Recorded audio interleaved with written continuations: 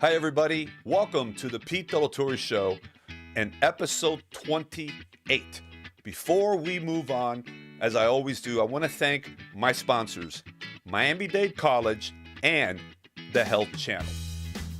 My special guest today is an old friend of mine, Alex Sanchez. He is the president of the Florida Bankers Association. He has had a long run in leading this very important group representing all of the banks and bankers in our state. He's had a long history in the banking and financial industry and is a well-known go-to expert.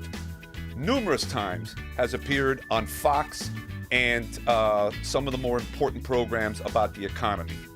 Let's sit back now. Let's watch my conversation with Alex Sanchez. Okay, with me at this moment is a dear friend of mine who always comes through in the clutch, Mr. Alex Sanchez.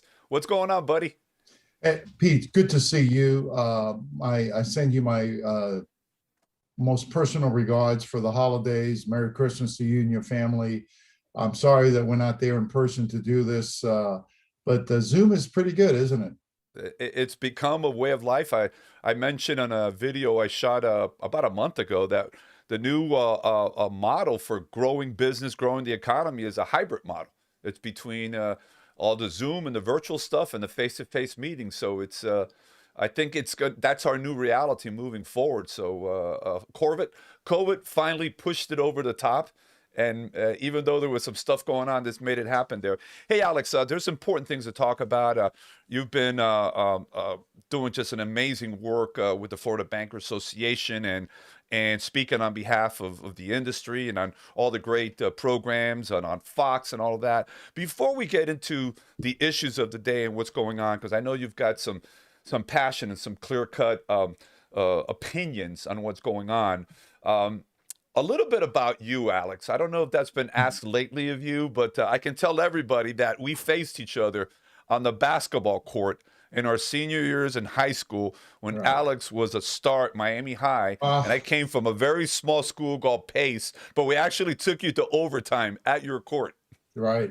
No. I mean, those were the glory days. I don't know if I was a star or not, but those were fun. Love basketball, Pete. It was great to. I remember that game. I remember, and I went to Miami Senior in my hometown of Miami. So. Beautiful campus, as you know. Pace is a great school. Yeah. So that was just a lot of fun playing basketball. I miss playing. I don't play anymore. Yeah. And I miss that competitive, that you would get out on the court.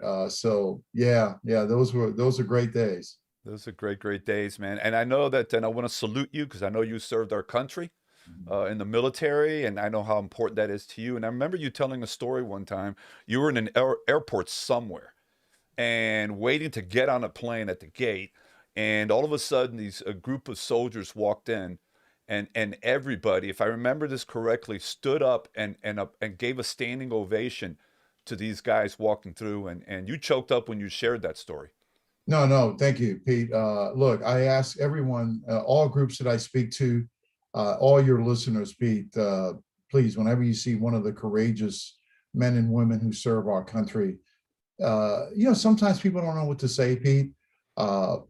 Just say welcome home or thank you for your service. Mm-hmm. They really appreciate that. I know we're all very busy, but whenever I'm in an airport, which is usually where I see our men and women who serve our country, when you're in places like Miami and Pensacola and other cities where there are military facilities, you can run into them in Publix. Just take the time, take a moment, say thank you for your service, ma'am. Thank you for your service, sir. They really appreciate that.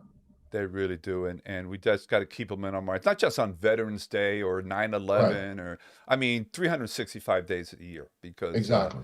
And especially on the holidays, so many of them are still overseas and are lonely, and they're not with their families. Right, exactly. We're here, enjoying the lechon.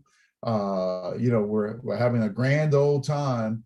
They're in a far military base away from their families. And so, let's think about them for a moment, and they really appreciate it. And they deserve that too. Without a doubt. Alex, obviously COVID has been around over a year and a half now, and it's affected globally, everything and anything, our personal lives, the economy. You are one of the, obviously experts in the banking industry, not just in the state of Florida, but around the country and the world. And you are a go-to guy. And the reason why they bring you on so many of these programs is because you have great experience, knowledge, expertise. What is the state of the banking industry, state of Florida and the U.S. at this point? Well, Pete, look, we're very blessed. Florida is a great state. Governor Ron DeSantis is doing an incredible, fantastic job in not only keeping us safe. We have one of the lowest COVID,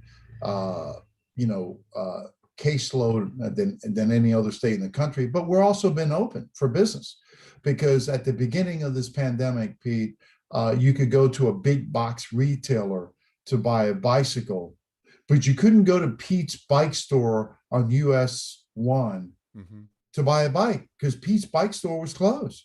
So why could you buy it at a big box retailer, but not at Pete's Bike Store, a locally owned small business? And that's what happened in many states like California and New York, where they shut everything down except the big box retailers. And small business is what makes the world go around, Pete. Our economy in Florida, and quite frankly, in our nation, is mainly based on small businesses. In fact, 60% of Americans work for small businesses. Look, we love big businesses. They're great. We need big businesses, but the majority of the employers are small businesses. So, Governor DeSantis has done a great job in keeping our state open and safe as well. So I think Florida is great. The banking industry is doing well because our economy is doing well right now. There are some, dark clouds ahead that we have to be very, very careful with. Inflation is the highest point in the last 30 years, Pete. That's incredible, man. We still have a great dependence on our supply chain from China, Pete. I mean, we're depending on China for our pharmaceuticals. We're depending on China for a lot of our goods. That's not a good position to be in. And we need to start taking China more seriously, Pete, because their economic impact on our country is wide, long, and deep. And if they decide, for whatever reason, as they did during the height of the pandemic, not to send us medical supplies, guess what? They don't. Because a lot of the masks, a lot of these other auxiliary items were made in China. And so our dependence on them, it's almost like, we need a fix. We need a fix as an addict would. And China, can hold us hostage. So we've got to take China more seriously. And I'm not even mentioning the $500 billion annual trade deficit as a country that we have with China. What does that mean? That means that we buy more than $500 billion in products than they buy from us. 500 billion. I wish it was 500 million. And that would be bad enough, wouldn't it? But it's billion. So look, China is an adversary, and they're not our friends. And we need to remember that.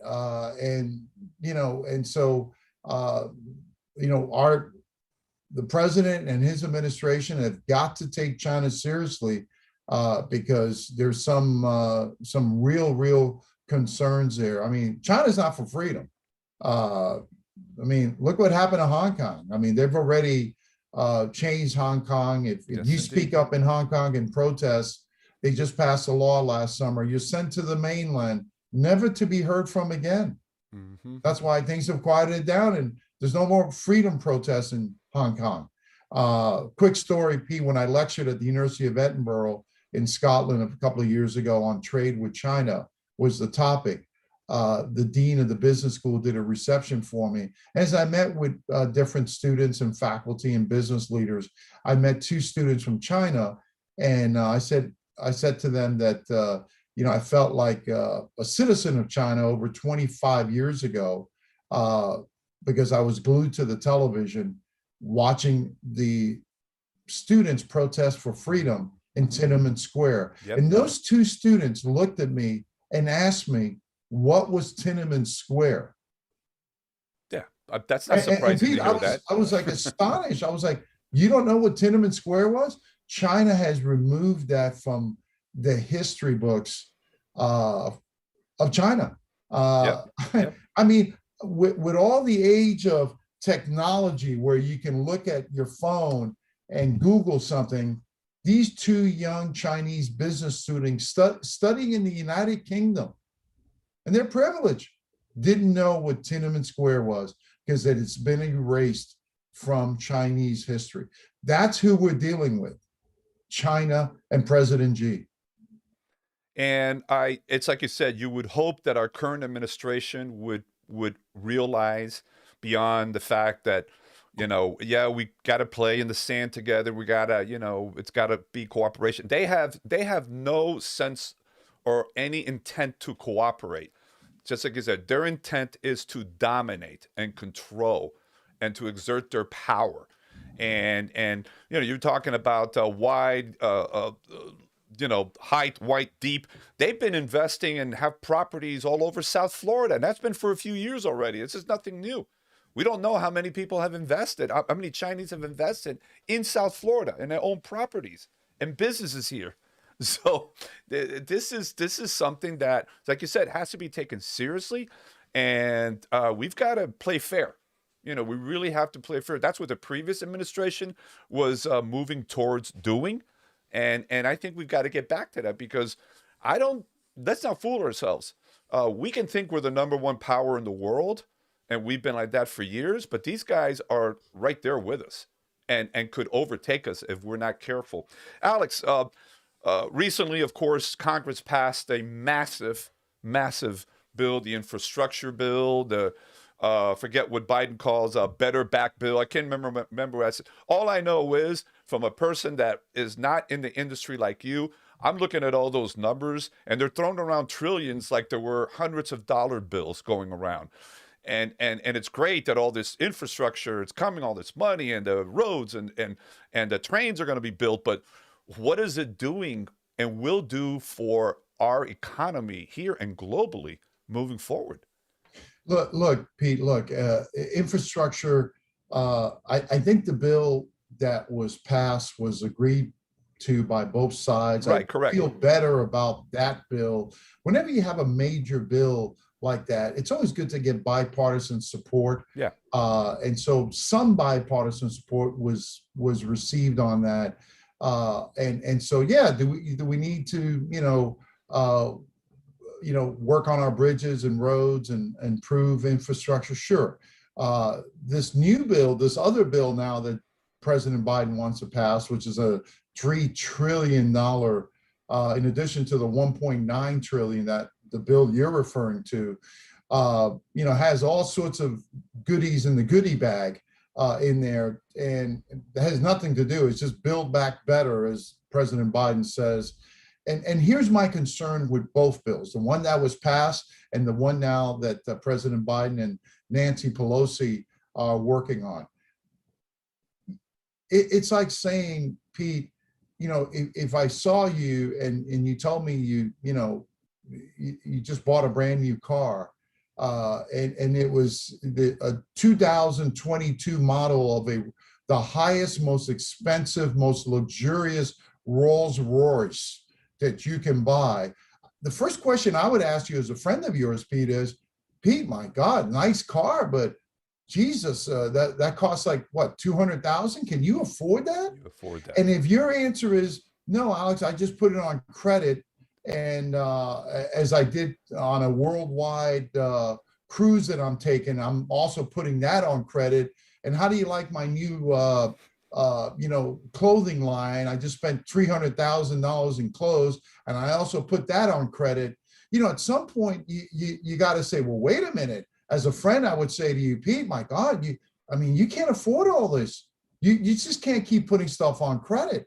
And that's what we're doing in the United States.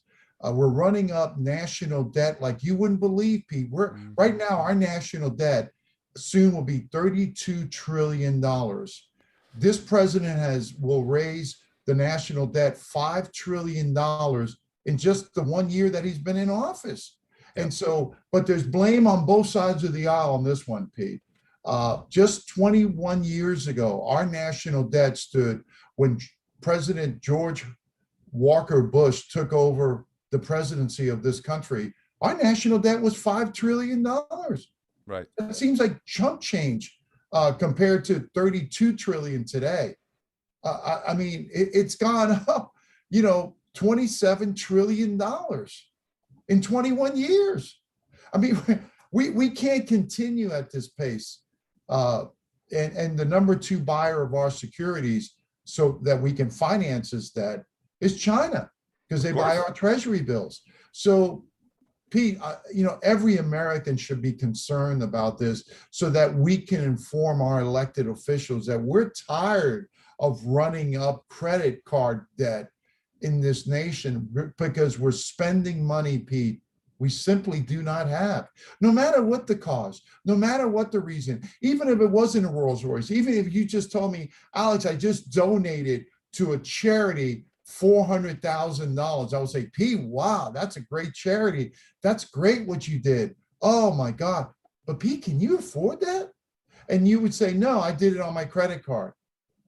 Even it's a good cause. If you can't afford it, you got to live within your means. And that's something you and I have talked about on the different forums that you've presented me to speak to constituencies that you work with. We've got to live within our means. And right now in the United States, we're putting everything on a credit card. And one day that dog is going to come back to bite us. Pete, we've got to start living within our means.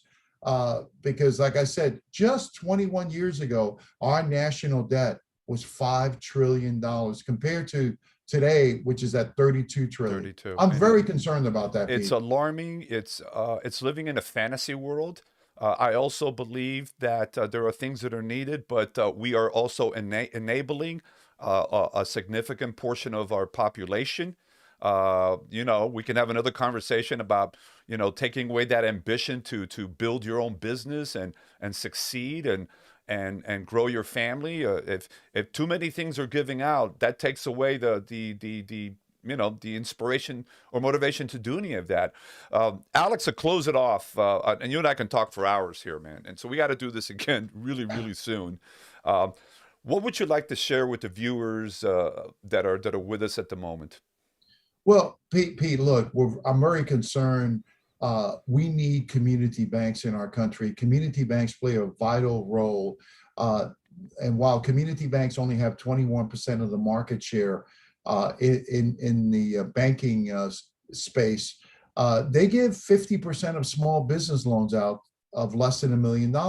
And that's what usually small businesses require, a loan to start up or to expand that's less than $1 million. And community banks play a significant role. All our other banks, our regional banks play a major role as well, and our larger banks as well. But we need community banks in this entrepreneurial society of ours that we call the greatest country in the world, the United States of America.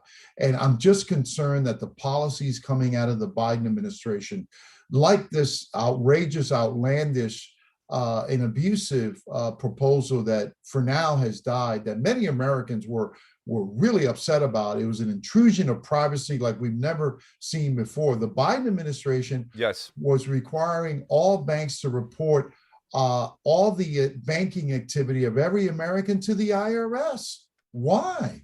Why did they want to know if Pete wrote a $700 check out to somebody? That information needed to be reported to the IRS, and then they moved it up from $600 or more of every transaction to $10,000 cumulatively throughout a 12-month period. And most Americans taking out their wage direct deposits into their bank account are going to have $10,000 or more transactions involving their bank account.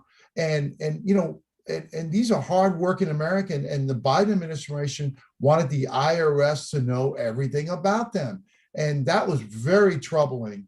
That legislation has been defeated for now, but there are still some in Congress with the president's support who are still pushing for this. So that would have been a burden on our community banks because the information systems they would have had to purchase to report all this data to the IRS. They simply cannot afford this type of investment. They're there to help our small business owners and Americans with their finances, not to invest tens of millions of dollars in IT systems to comply with a Biden administration. every move we make. Yep. Yeah, so I'm just very concerned that the policies coming out of Washington through the Biden administration will hurt our community banks, and we need community banks in this country. Yes, we do. There's nothing like that personal touch. It's somebody that gets to know you by your first name and talk with them. Alex, this has been tremendous, my friend. As always, thank you so much. You're a busy guy, but this is I'm grateful. I'm grateful that you took the time to be with me today and all of our viewers. Thank you, Pete. Send me the link to this so I can share it with our bankers, okay? You got it, brother. Happy holidays to you, man. God bless you. God bless you. Thank you, Pete. Thank you. Bye-bye. Wow, what a great conversation with Alex Sanchez. So you can tell, very passionate about his work, who he represents, and his thoughts on what's going on with the U.S. economy today. Thank you. Thank you for being with me on all my shows. Remember, this is about you, so keep sending your comments and your feedback so that we can present programming that will help you to get to that next level. I'm going to ask you to follow me on all social media platforms. And if you got a moment, subscribe to my YouTube channel, Pete Della Torre. By the way, you can also listen to this program on Apple Podcasts, TuneIn Radio, and Spotify. You have yourself a phenomenal week. Remember, let's soar together. Take care and God bless.